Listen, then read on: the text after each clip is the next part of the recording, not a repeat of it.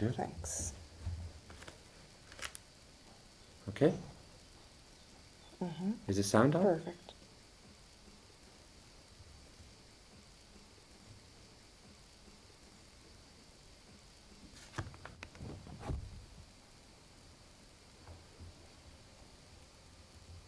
Okay. Moment.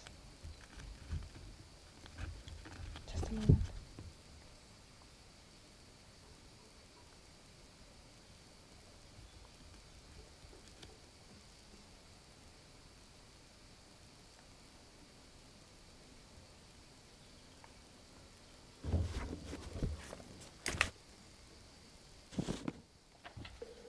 Okay. Okay. I'm going to talk. Yes. I came here on the 3rd of June 2005, and I had a problem. It was a Friday, and I was very tired. I had been in Brazil, and my 50th birthday had just been on, so I had been drinking and staying up late for about a week. No sleep, no work, nothing. So all I wanted to do when I came was sleep. So I slept maybe on the Friday night. On the Saturday I did nothing. I went to the swimming pool, I went shopping, I did nothing. But I had a problem because I had to finish this short story by Tuesday. I've never done it before. In other words, the Guardian contacted me, said, we're doing a fiction sort of magazine issue. Do you have a story? And I said, no, I don't. But I could do one. I have an idea. So I said yes. And this meant that I had to deliver the story. I had written half it in Brazil, but half it wasn't written. And I work slowly, deliberately, and in longhand, meaning I work in a notebook with a pen. So on Sunday evening, well, on Sunday after lunch, I had to sit down to work here. And it was high risk because normally when you're working, you can say, well, if this doesn't work, I'll just scrap it, I'll start again. But with this, I couldn't. I had to actually work fast, knowing that very soon it would be in print. Or maybe not, because if it wasn't good enough, it wouldn't be. So I set out to work here.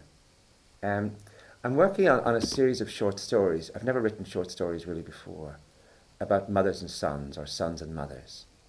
Every short story is about a son and a mother. They take place at different times, different countries. But I suppose that most of them are set in Ireland, and most of them are set in the second half of the 20th century. I suppose if there's a style they have in common, it's a simple style. In other words, that they're closer to folk tales or to ballads than they are to, say, modernist stories or playful stories. They're actually a simple line. 3 things happen, 2 characters, nothing more. And it's very hard to do because I'm trying to get a depth of field, almost like a photographer could try to do in a portrait, get some depth without seeming to do so. So you're working all the time with a simple line and then trying to push that inwards emotionally. But sometimes you don't know what you're doing. You're just simply describing things in detail and seeing if they happen. So the job here was to finish the story. And if you come back round with a camera, I can show you the end of the story, which was written in this house. Here it goes, look. It was Julie's voice singing the opening verse of Famous Blue Raincoat, with no ornamentation or instrumental accompaniment. Lisa saw her sister's face that day when she was dead, the features all filled with life, ready to start an argument, enjoying her own lovely authority. Soon, when the echo effect was added and the cello came in, and Lisa's own voice appeared, she was glad she had spent the years not hearing this music. Of all the songs on the CD, this was the only one which seemed alive. The rest were relics. And the song which began and ended the CD Luke had compiled gave her a hint, in case she needed one, of her own reduced self, like one of her negatives upstairs, all outline and shadow. Now, as the CD came to an end, she hoped she would never have to listen to it again as long as she lived. She knew what it would be, and as Julie's voice sang the opening verse of Famous Blue Raincoat, with no ornamentation or instrumental accompaniment, she saw her face that day when she was dead, the features all filled with life, not ready to sing as much as preparing an argument about the song, enjoying her own lovely authority, the pleasure she took in being right. Soon, when the echo effect was added and the cello came in and Lisa's own voice was added, something which I cut, she felt that she herself had been born like one of her negatives upstairs, all shadow and outline. She was glad she'd spent the years not hearing this music, pretending it had never happened. Of all the songs on the CD which Luke had made, this was the only one which still seemed alive. The rest were old-fashioned, relics of that time. But a song which began and ended, the CD, contained everything. And so over here, like one of her negatives upstairs, to be something only in vague outline, to be deciphered maybe only in vague outline, her own reduced self, and offered her a clear picture of her sister's face in the days when the recording was made. Now, as the CD came to an end, she hoped she would never have to listen to it again. And that was written, you can see it was finished on the 5th of June, 2005. In other words, I worked very, very fast on these pages. Very, very quickly on these paragraphs. Sometimes no corrections even, just concentrating very fiercely. And I think that if you look at the handwriting, I think you'll see, I think I started working here. And in that day, that Sunday, I wrote all of this, look. Just working with a sort of terrible concentration. And then on the Monday, I typed it. And then on the Tuesday, I read it again. And then on the Wednesday, I made cuts in it. And then on the Thursday, I sent it to the Guardian. And then it appeared in the Guardian, so that would be Thursday, the 9th. And then it appeared in the Guardian 2 weeks later. So it's the quickest ever turnaround. Often you write something and you don't see it in print for a year or 2 years. In fact, that's the most common thing. But to have a 2-week turnaround, a 2-week period is very unusual and strange. I don't think I'll ever do it again.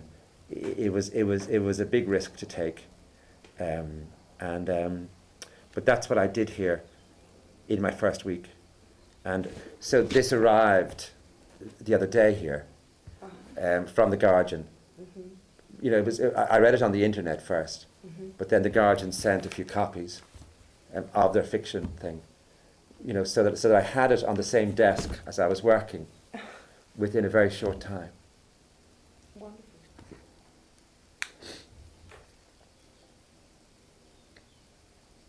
And then? That's it? Oh, you mean you want me to talk more? If you want, yes. Well, What else? What happened then was that there's a second story, which is very long. It's 25,000 words, which means that in a book it would be 80 to 90 pages of a book. So it's a very long story. And I began it, let me see where I began it. I began, if you come over here and look, I began to write it in Dublin on the 8th of January 2005. It happens a lot that you have to do a few beginnings. You see that? I see.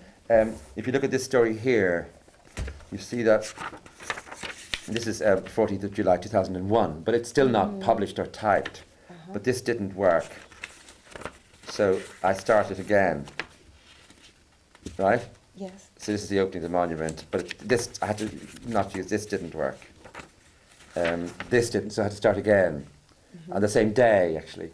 But just reading this over, no, this is the day before, the 22nd, 23rd, Yes. but realising this isn't working, looking, it all gets cut. Yes. And then you suddenly get a smooth opening. And then, And then you can just continue. Once you get the opening, you can often just continue because you have a tone you can work with. It's very like singing. that you get an actual key. And you get and you can actually you can go from that into the voice. Yes. But you don't often get that the first time. And how you know is just by reading. So that writing is actually as much about reading as about writing. By, writing the opening and having the ear to realize this isn't good. Get rid of it. Start to do and go back again. I think this one here, it starts more or less. It starts more or less. Oh no, it doesn't. Hold on, there's an interesting thing here. I had written this much, I started this in Sao Paulo, but I'd forgotten to bring the opening page. So I wrote an opening page, but this is better. So I used this rather than this. This is a story called A Long Winter. And it's set in the Pyrenees in the end of the 1950s. And it's a very simple story. There's a mother in a remote village, and she's drinking, which is very unusual in the mountains. But one day in the winter, she goes for a walk, and she wants to go back to her own village where she was born, away from the village she lives in, where she's married with 2 children. But the snow comes really quickly, and it's impossible. She's gone too far to go back, but not far enough to arrive. And the snow covers her and kills her. And the problem is that the snow stays all winter. They cannot find her body. And they find her body in the spring, but they find the body because they watch the sky for vultures. And when they see the vultures, they know that that's her, and they run. And that's the story. In other words, it's like a ballad, it's like a folk tale. But as you can see, do you want to come back over here?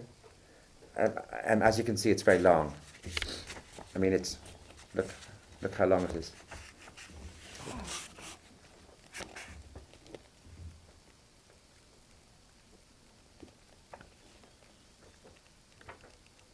And is this finished? Yes. And so, in other words, it was begun on the 8th of January 2005 in Dublin, and it was finished in Spain, in the Pyrenees, on the 18th of February.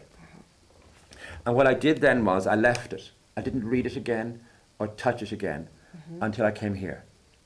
And the job was then not only to type it, but it's not really a typing job, it's a revision job. Yes. So as you're typing, you're changing sentences, you're cutting, you're moving things around, you're adding. And part of the reason for doing it like this is so that you always get a second look at every word. And so when I was finished the story and I was gone to the Guardian, then I settled down to do this. And this is finished now. You printed all? I typed it and it's gone. Yes. And I sent it and I did all those things. Yeah. So that's what I was doing here. So in effect what I did here, where these 2 stories are now gone. And there's a third one then, which I wrote in the Pyrenees in July and August 2001 in this notebook, which is a different shape. Yes. And I'm now at the moment working on this. Again, it's long, and it's also about a mother and a son, and it's set in my town in Ireland, and it's about a mother who opens a shop in order to make money. Again, it's very simple and provincial and unsophisticated, and just with a very direct line in it.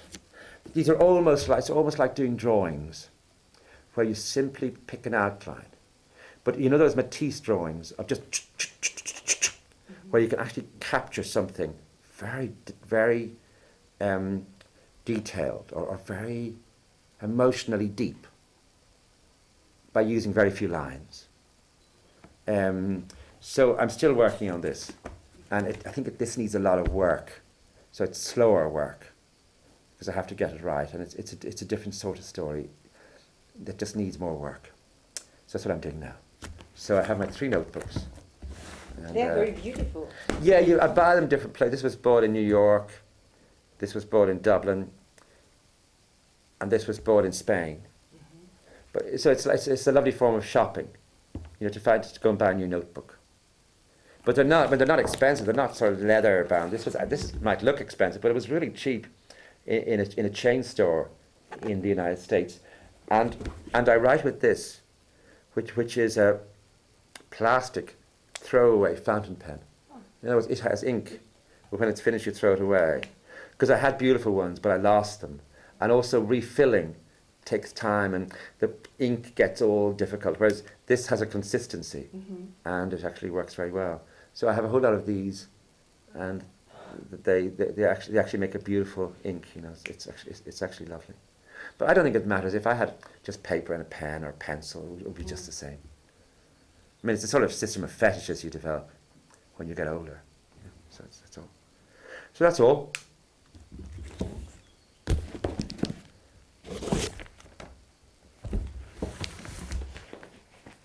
Thank you. Thank you.